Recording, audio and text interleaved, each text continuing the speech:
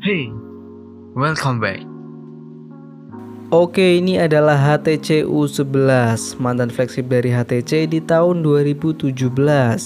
Memang sekarang HTC itu namanya udah jarang banget didengar, udah kalah saing dengan brand-brand lain khususnya dari Cina. Padahal dalam dunia handphone khususnya Android, HTC adalah pendahulu atau sesepuhnya.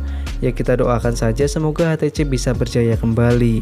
Sekedar informasi, HTC U11 itu sekarang harganya udah murah banget, di angka 1,3 jutaan yang dulunya itu berada di angka belasan juta.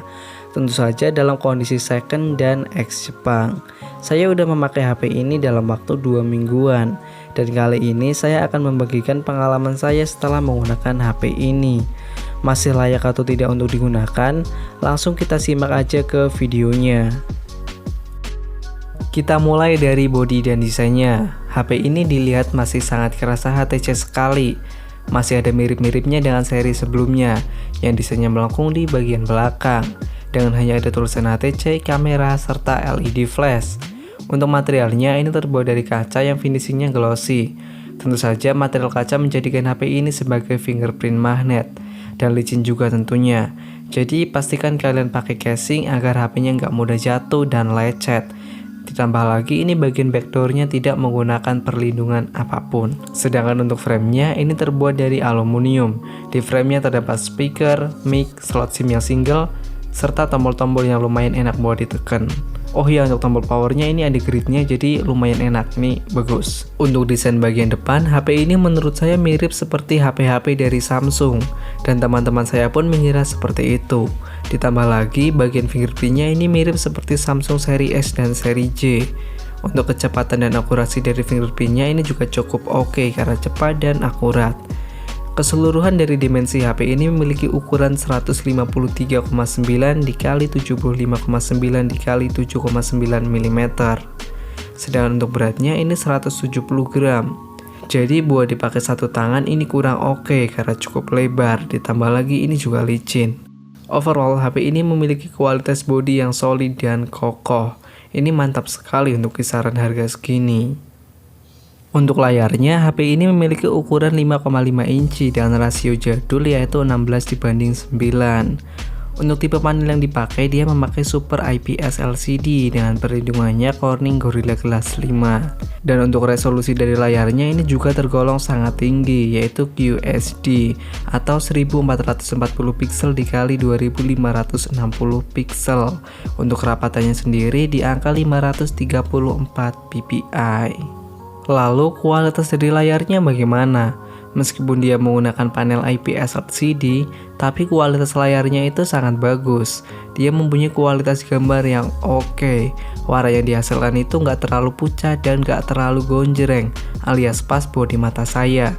Saya gunakan buat browsing, baca-baca artikel atau jurnal juga nyaman karena layarnya itu tajam dan lebar. Tapi jika kita gunakan di bawah terik matahari, layar dari HTC U11 itu kurang terang, jadi agak kurang nyaman, tetapi masih bisa digunakan. Beralih ke audionya, HP ini memiliki dual stereo speaker yang letaknya ada di bagian frame dan depan atas menyatu dengan earpiece. Output dari audionya itu cukup oke, kenceng, bassnya berasa tapi juga detail. Ini lebih bagus daripada HP baru dengan rentang harga 2 jutaan. Ditambah lagi ini punya teknologi yang namanya itu Bose Sound yang membuat kualitas audionya semakin bagus. Tapi sayang dia nggak punya 3,5 mm handphone jack. Dan untuk sampel dari audionya adalah sebagai berikut ini.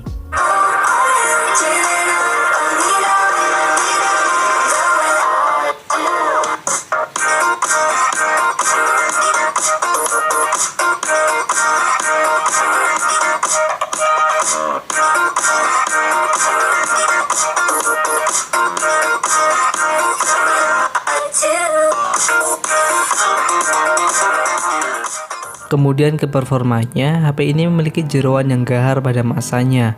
Secara ini adalah HP mantan flagship. Dia itu pakai Snapdragon 835, RAM-nya 4GB, internalnya 64, bisa diperluas pakai microSD. Sistem Androidnya sekarang berada di Android 9 dengan skin Sensei UI yang minim fitur dan cukup dekat dengan stok Android. Jadi ini cukup ringan. Performa dan user experience yang diberikan menurut saya cukup oke untuk harga 1,3 jutaan. HP ini masih mampu menghandle kebutuhan saya yang tidak terlalu berat, hanya sekedar sosial media, edit foto, video, dan game sesekali saja. Game yang saya coba hanya DLS yang offline, dan untuk memainkan game tersebut, HP ini masih sangat lancar. Tetapi jika kita main di atas 30 menit, akan kerasa sedikit hangat di bagian backdoornya, tapi ini tidak terlalu mengganggu. Dan RAM 4GB yang diberikan juga masih cukup oke. Untuk membuka beberapa aplikasi secara bersamaan ini masih lancar. Tetapi performa yang bagus tersebut tidak didukung dengan kapasitas dan daya tahan baterai yang memadai. Pasalnya dia hanya mempunyai kapasitas baterai 3000 mAh saja. Dengan penggunaan saya yang ringan, dia hanya mampu bertahan maksimal itu 4 jam. Dan untuk pengecasannya, dia memiliki teknologi Quick Charge 3.0 yang mampu mengisi daya dari 1 sampai 100% sekitar 1 jam 40-an menit. Untuk kameranya, HP ini hanya memiliki sebiji saja di bagian belakang, yang resolusinya itu 12 megapiksel udah dilengkapi dengan OIS. Untuk skor DxOMark-nya, HP ini tergolong tinggi di zamannya, yaitu 90. Dan skor yang tinggi tersebut terbukti benar karena memang hasil kameranya itu sangat bagus. Bahkan menurut saya hasil kameranya itu salah satu yang terbaik untuk HP second dengan harga 1,5 jutaan ke bawah. Gambar yang dihasilkan itu tajam, warnanya natural, dan memiliki HDR yang bagus juga. Untuk foto low light hasilnya juga masih kerasa bagus dan natural. Untuk sampel dari fotonya adalah sebagai berikut ini.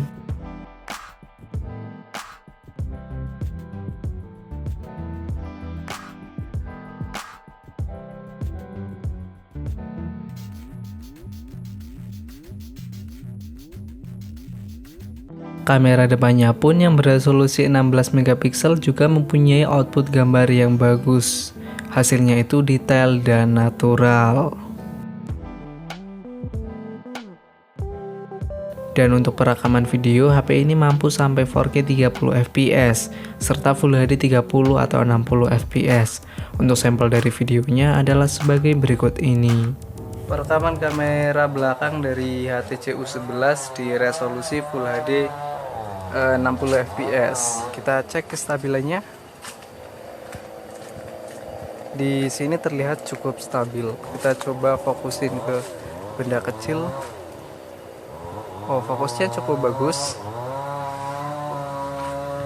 Ini dia. Terlihat cukup oke di sini. Ini resolusinya 4K 30 fps. Kita coba kestabilannya.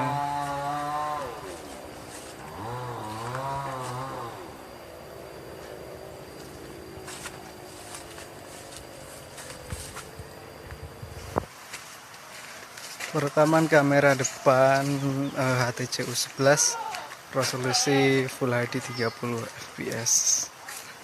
Hasilnya seperti ini.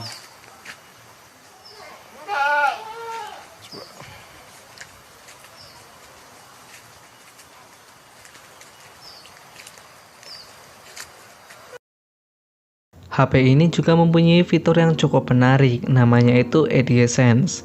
Kita bisa menggunakan fitur ini untuk membuka kamera ataupun menghidupkan flash.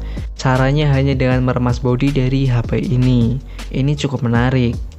Selain itu, HP ini juga udah support NFC. Jadi kita tidak perlu mengeluarkan uang yang cukup mahal untuk mendapatkan HP yang udah support NFC. Oke, lalu kesimpulannya bagaimana? Apakah HTC U11 masih layak digunakan di akhir tahun ini? Menurut saya, HP ini masih sangat layak digunakan. Mengapa? Dengan harga yang murah, kita bisa mendapatkan banyak hal yang kita tidak akan temui di HP-HP merek lain, khususnya HP-HP terbaru.